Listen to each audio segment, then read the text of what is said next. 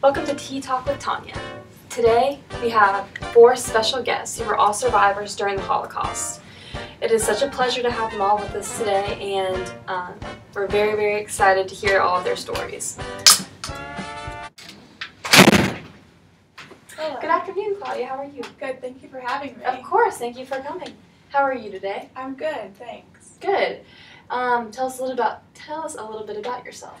Well, my name's Claudia Lazowski, and me and my husband hid Jewish people in our house to protect them from the concentration camps and other horrible things that were happening. Wow, how would you get them into your house without being seen? Well, we would do our best to sneak them in and disguise them so no one would know that they were Jews or being hunted for. So. Wow. How many people did you end up keeping in your house? How many could you fit? 8. We hid some in the attic and in the basement. Wow. Yeah. That's very noble of you and your husband to do such a task like that. Thank you. Would you guys just, I guess, bring food and water up to them like Yes, a couple times a day? Yeah. Did you socialize with them at all? We did talk to them. They came out of hiding sometimes when we knew it was safe, but very rarely. Was there ever an instance where they almost got caught? Was there a German soldier who ever searched your house? Yes, German soldiers searched our house frequently, but we always had them hidden very well, so Good. they never got caught. I mean, that's great. That's very, very good that you could save at least 8 lives. I mean, that's something. I know the Holocaust is a very, very just tragic event. I bet those families are very appreciative of you and your husband. Yeah. What kind of impact did the Holocaust have on you as an individual? Well, it made me realize how much I cherish my life and that I'm lucky that that didn't happen to me and I could help other people. Yeah. Wonderful. Well, thank you so much for coming and being on my show today. Thank you for It was having very me. interesting to hear about your experience. So I hope you have a great day. Thank you. Our next guest is Friedrich Austerlitz. Come on out, Friedrich. How are you? Good? No. No? No. Okay. How are you today? As in my country would say, wunderbar. That means wonderful, right? Yep. You're a smart one. Got my German. Why don't you tell us a little bit about yourself? Well, my name is Friedrich Austerlitz. I was a German Gestapo SS soldier at Auschwitz. And I controlled most of the gas chambers. Ooh. Yeah. It's pretty bad. I can't even imagine how you could possibly be behind that, controlling that. Oh, How? yeah, well, I wasn't behind it. I was told to do it, so. Okay. Well, what exactly was your experience like during all of this? What did you go through? How did you feel? You know, it was pretty bad. I mean, I experienced a lot of gruesome sights. First of all, I had to take charge of all the Jewish prisoners and put them inside the gas chambers, or leave them in there. But most of all, I would have our Jewish prisoners, they were called Sonderkommando. We had them, guide them, burn them, take them out. It's pretty bad. Oh, Yeah. that's terrible. Absolutely terrible. Not a good sight to see. Did you try to help any prisoners? Well, I mean, no. Because if I did, you know, they would have my head. Not good. Did you have a bad conscience during all of this? did this Well, I affect mean, I you? was told to do it. If you don't do this, you're gonna die, so... But so many thousands of other people were killed. Did that not leave a mark on you? I mean, put yourself in my place. Like, do this or you die. You're gonna have to do it. It's definitely got to be a hard spot to be in. What has the Holocaust left on you? Like, how do you feel now? Like, for the rest of your life? It's hard to sleep at night. I bet. Yeah.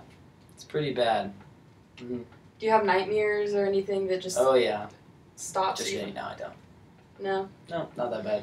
I've heard many stories of people who can't even, like, think. They just can't sleep. It's just stuck with them, so. Not me. Well, I guess that's good for you, but... Guess so. Well, Frederick, thank you so much for your Mhm. time, and it was great talking to you. Psych. So, bye. Goodbye. Our next guest isn't able to be with us today because she lives in Germany, so we will be having her over video chat to share her story. So Charlotte, what concentration camp were you placed in? I was in Auschwitz How long were you in the camp for? for almost 3 years. Tell us about how your experience was. My experience there was horrendous, and I have a twin sister named Kate. The whole time that we were there, my sister and I were being experimented because of Mengele. Who was this Mengele guy, and what exactly did he do? Who is this Mengele guy? Well, in 1943, at the age of 32, when he was transferred to the Auschwitz concentration camp in Poland, he initially gained notoriety as an SS physician who eagerly supervised the selection of arriving prisoners. Mengele would determine who would be killed and who would become a forced laborer and worked to death. He once injected chemicals into children's eyeballs in an attempt to change their eye color. He was also hugely fascinated by twins and once sewed gypsy children together to create Siamese twins. Thank God he didn't do any of that to my sister and I. He favored us out of the other twins in the camp. Every day he would give me and her chocolate, measured our height and weight, and took notes of our physical and biological features. Notes of his operations, though, were destroyed, but it is thought at least about 3,000 twins were subjected to his experiments and thousands more were killed. He once ordered his assistant to round up 14 pairs of gypsy twins during the night. Mengele placed them on his polished marble dissection table and put them to sleep. Then he proceeded to inject chloroform into their hearts, killing them instantly, and began dissecting them meticulously, noting each and every part of the twins' bodies. But bizarrely, many of the camp survivors recall Mengele as a gentle, affable man who befriended them as children and gave them chocolates. Well, thank you so much for spending your time with us today. Have a great rest of your day. Our last guest today is Hitler himself, so let's all give a round of applause for Hitler. Come on in, Hitler. Wonderful. Absolutely fantastic. Good. So why don't you tell us a little bit about yourself? Well, I was born in Austria, so I think it was German. I'm actually Austrian. Then I enlisted in the Bulgarian army to volunteer for the First Great World War, so World War I. I actually got the Iron Cross, and that's where I kind of got my military background. So that's kind of been my basis for life, is the military. Okay, good. Well, we had 3 guests before you on here, and they all told us how much they despise you and everything that they had to go through during the Holocaust and how terrible it was. So, do you have anything to say about the actions you took? Yes, there's a lot of misconceptions. Let's get this straight. I was elected into power. I didn't come in and just say. I started off just as a political speaker and actually became head of a political party that was elected into Germany. I didn't just come in and say, hey, get your butt in that camp. That's terrible to say. Let's not say that. But I think you were a little bit more than just a political speaker. I mean, we saw all of these people go through terrible things and being killed and gassed and like, I don't. Behind all of this. How could you? I have nothing to do with all of that. Nothing. That was all the generals. That wasn't me. Wow. Are you being serious right now? Dead serious.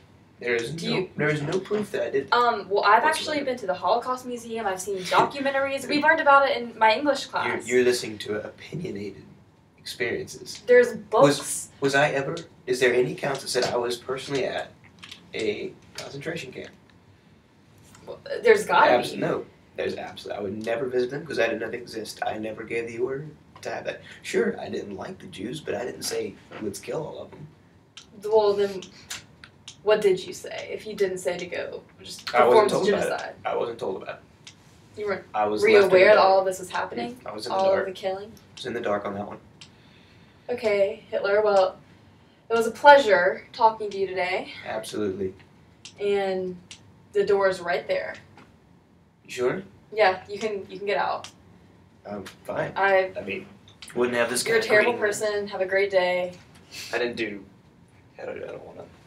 Looks like we're about out of time, but thank you so much for joining us on the show, and we hope to see you guys next week. Bye!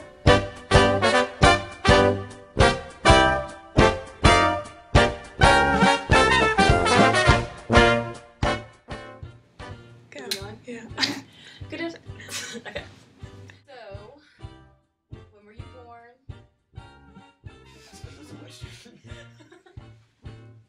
This thing is too. I know. I have.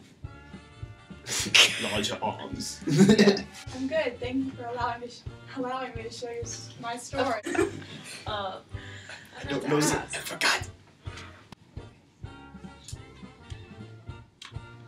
You know what? Yeah, it's not like any questions. Should I just start over? Yeah. Alright. Have me get mad and just leave, and that can be the end of your.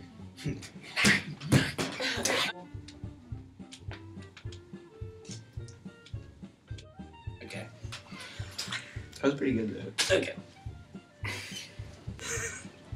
I don't know what to say. I just like trip over my words. Okay. I'm so sorry. I'm so sorry. I can't. Fall asleep. I was like, I'm not asleep. Anyways.